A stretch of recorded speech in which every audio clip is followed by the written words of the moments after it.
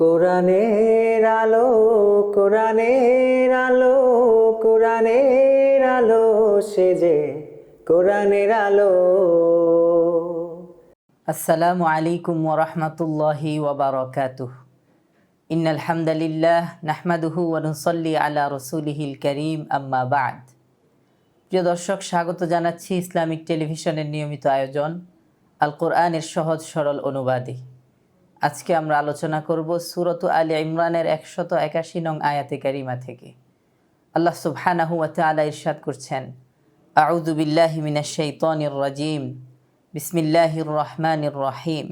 লাকাদ সামিআ আল্লাহু কাওলাল্লাযীনা ক্বালু ইন্নাল্লাহা ফাকীরু ওয়া নাহনু আগনিয়া।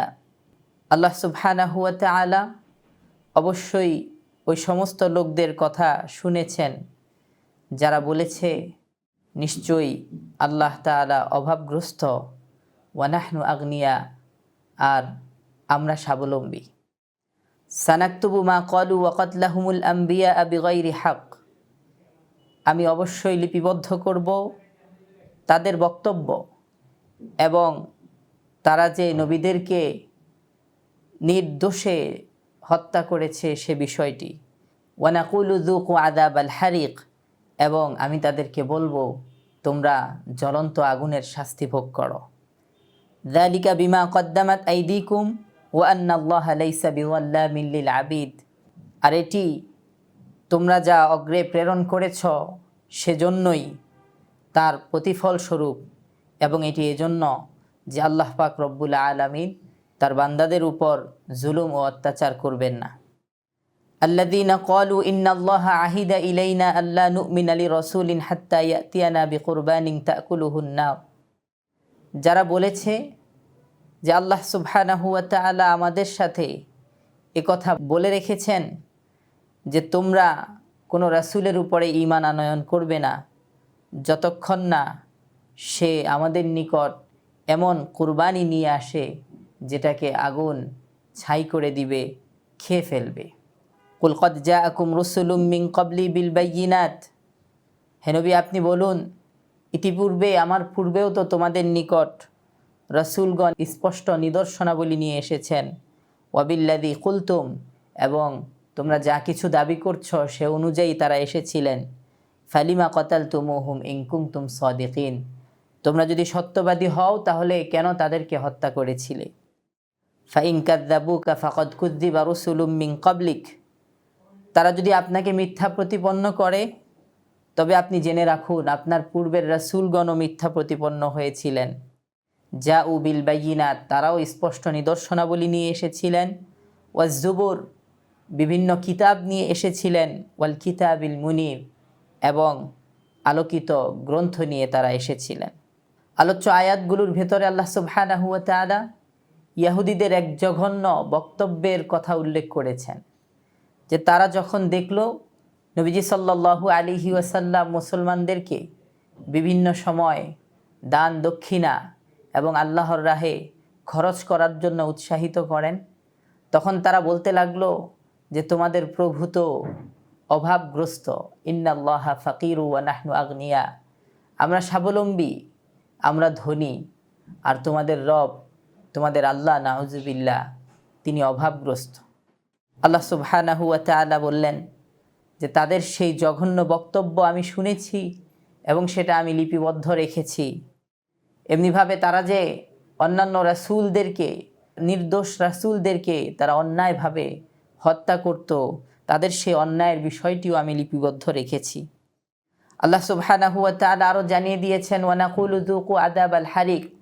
আর এই অপরাধের কারণে তাদেরকে আমি বলবো তারা যেন জ্বলন্ত আগুনের শাস্তি আস্বাদন করে। আল্লাহ জাল্লা শানুহু আরও জানিয়েছেন যে এই সব কিছু তাদের কৃতকর্মের বদৌলতেই হবে, এবং এটা এজন্য যে আল্লাহ কারো উপরে অত্যাচার করবেন না, প্রত্যেককে তার কর্মফল বুঝিয়ে দিবেন। আল্লাহ সুবহানাহু ওয়া তাআলা আরও জানিয়েছেন এই আয়াতগুলোর ভেতরে যে ওই সমস্ত কুফফার যারা, কাফের যারা, মুনাফিক যারা, হে নবী, তারা আপনার নিকট দাবি করে যে আপনি যেন তাদের নিকট বিভিন্ন স্পষ্ট মুআজিজা, অলৌকিক বিষয়াবলী নিয়ে আসেন, এবং সেক্ষেত্রে তাদের দাবি হলো যেমন কুরবানি আপনি নিয়ে আসেন, যেই কুরবানিটা ইতিপূর্বে অন্যান্য নবীদের কুরবানি যেমন সাথে সাথে কবুল হয়ে যেত, আগুন এসে সেটাকে গ্রাস করে ফেলতো, তো আপনার কুরবানিও যেন তেমন হয়। নবীজি সাল্লাল্লাহু আলাইহি ওয়াসাল্লামকে আল্লাহ সুবহানাহু ওয়া তাআলা উত্তর শিখিয়ে দিলেন যে, হে নবী, আপনি বলুন যে ইতিপূর্বেও তো স্পষ্ট নিদর্শনাবলী নিয়ে এবং তোমরা যে সমস্ত দাবি আমার ক্ষেত্রে করছো, এ সমস্ত দাবি পূরণ করে অনেক নবী এবং রাসূল এসেছিলেন।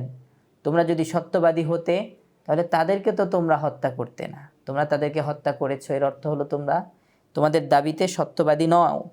সুতরাং বোঝা গেল শুধুমাত্র মুআজিজা অন্বেষণ করলে হবে না, বরং সত্যকে মানার মতো আগ্রহ, স্পৃহা এবং সেই অন্তর থাকতে হবে। পরবর্তী আয়াতে কারিমার ভেতরে আল্লাহ সুবহানাহু ওয়া তাআলা ইরশাদ করছেন, কুল্লু নাফসিন যায়িকাতুল মাউত, সমস্ত প্রাণী মৃত্যু আস্বাদনকারী। ওয়া ইন্নামা তুওয়াফাউনা উজুরাকুম ইয়াউমাল কিয়ামাহ, আর তোমাদের সকলকে তোমাদের কাজের কর্মফল পরিপূর্ণ করে দেওয়া হবে কিয়ামতের দিন। ফামান যুহজিহা আনিন নার, যাকে জাহান্নাম থেকে দূরে সরিয়ে দেয়া হলো, ওয়া উদখিলাল জান্নাহ, এবং জান্নাতে প্রবেশ করিয়ে দেওয়া হলো, ফাকদ ফাজ, সেই প্রকৃত সফলকাম।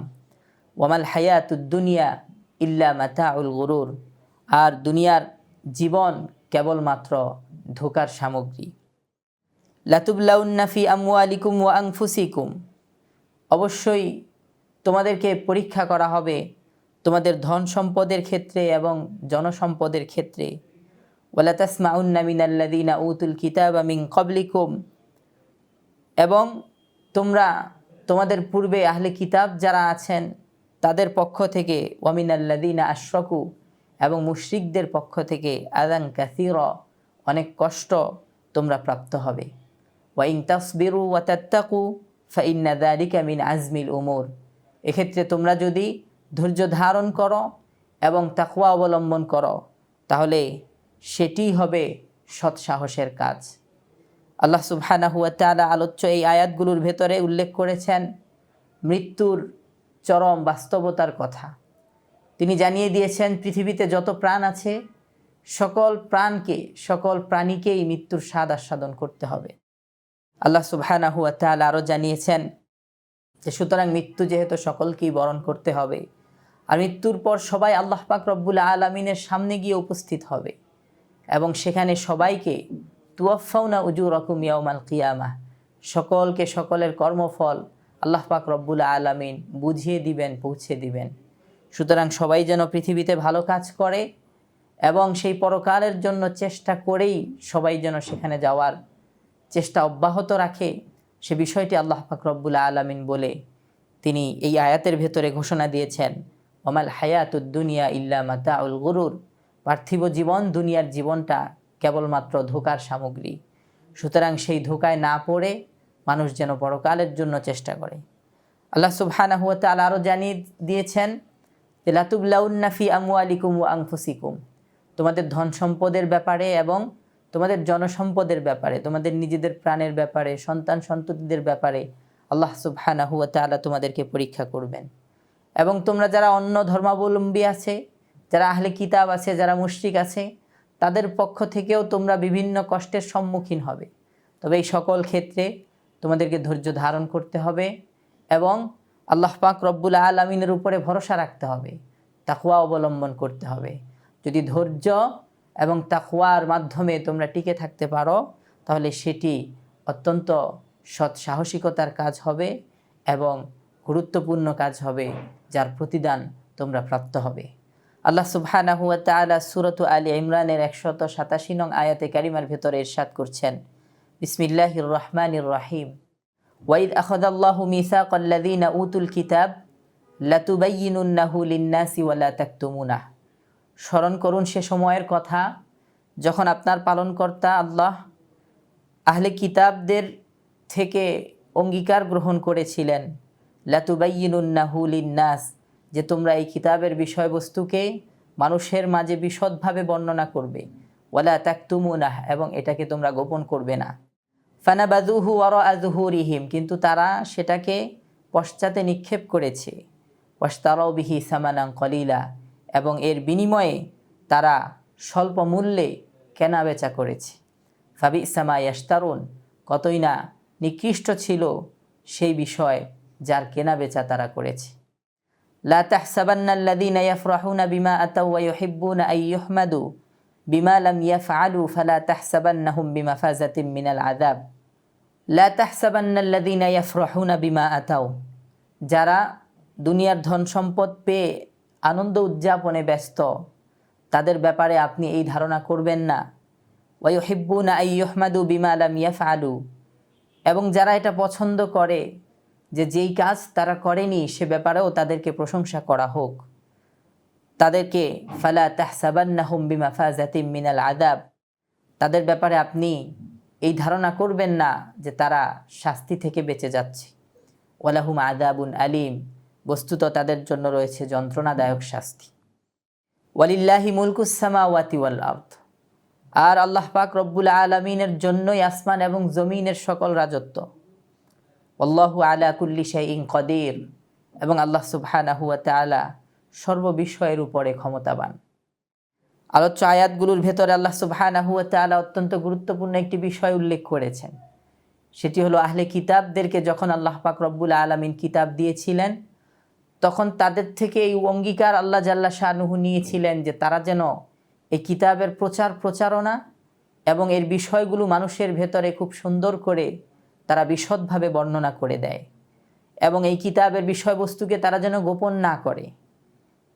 কিন্তু আল্লাহ জাল্লা শানুহু বললেন যে তারা সেই ওয়াদা রক্ষা করেনি, বরং তারা আল্লাহ পাক রব্বুল আলামিনের এই কিতাবকে তারা পেছনে ফেলে দিয়েছে এবং এর বিনিময়ে তারা অসত্যের প্রচার করেছে, যার মাধ্যমে তারা দুনিয়াতে কিছু লাভবান হওয়ার চেষ্টা ফিকির করেছে। আল্লাহ সুবহানাহু ওয়া তাআলা বলেন, ফাবি'সা মা ইয়াশতারুন, তারা এই কোরআনের প্রচার প্রসার না করে, আল্লাহর বাণীর প্রচার প্রসার না করে তারা যে অন্যায় কাজ করেছে, তার মাধ্যমে যদিও তাদের কাছে মনে হচ্ছে যে তারা সাময়িক সময়ের জন্য লাভবান হয়েছে, কিন্তু সেটি মূলত নিকৃষ্ট বিষয় ছিল। আল্লাহ জাল্লা শানুহু আরও জানিয়ে দিয়েছেন যে যারা দুনিয়াতে এই সামান্য ভোগ বস্তু তারা পেয়ে দুনিয়াতে তারা আনন্দ উদযাপনে মত্ত আছে, এবং যারা যে সমস্ত কাজ করেনি সে ব্যাপারেও তারা প্রশংসা পাওয়ার জন্য আগ্রহী, তারা যেন নিজেদের ব্যাপারে এত বেশি আগ্রহী না হয়, এবং তাদের ব্যাপারে রাসূল এবং মুমিন যারা আছেন তারাও যেন একথা অনুভব না করে, একথা বিশ্বাস না করে যে তারা হয়তো শাস্তি থেকেও বেঁচে যাবেন। দুনিয়াতে যেহেতু তারা শান্তিতে আছেন, হয়তো পরকালেও তারা এর মাধ্যমে শাস্তি থেকে বেঁচে যাবেন, একথা যেন রাসূল এবং মুমিনগণ মনে না করেন, সে বিষয়ে আল্লাহ পাক রব্বুল আলামিন বলেছেন, এবং তিনি জানিয়ে দিয়েছেন ওয়ালাহুম আযাবুন আলীম, তারা দুনিয়াতে সামান্য সময় ভোগবস্তু পেলেও পরকালে তাদের জন্য যন্ত্রণাদায়ক শাস্তি অপেক্ষা করছে। আল্লাহ জাল্লা শানুহু আরও ইরশাদ করে দিয়েছেন, ওয়ালিল্লাহি মুলকুস সামাওয়াতি ওয়াল আরদ, আসমান জমিনের সব কিছুর রাজত্ব একমাত্র আল্লাহ পাক রব্বুল আলামিনেরই। তিনি যা ইচ্ছা করতে পারেন, সর্ববিষয়ে তিনি সর্বময় ক্ষমতার অধিকারী। সুবহানাল্লাহি ওয়া বিহামদিহি। পরবর্তী আয়াতে কারিমাতে আল্লাহ সুবহানাহু ওয়া তাআলা ইরশাদ করেন, ইন্না ফি খালকিস সামাওয়াতি ওয়াল আরদ ওয়া ইখতিলাফিল লাইলি ওয়ান নাহার লাআয়াতিল লিউলিল আলবাব, নিশ্চয়ই আসমান ও জমিনের সৃষ্টিতে এবং রাত ও দিনের আবর্তনের মাঝে লাআয়াতিল লিউলিল আলবাব, বুদ্ধিমানদের জন্য নিদর্শন রয়েছে।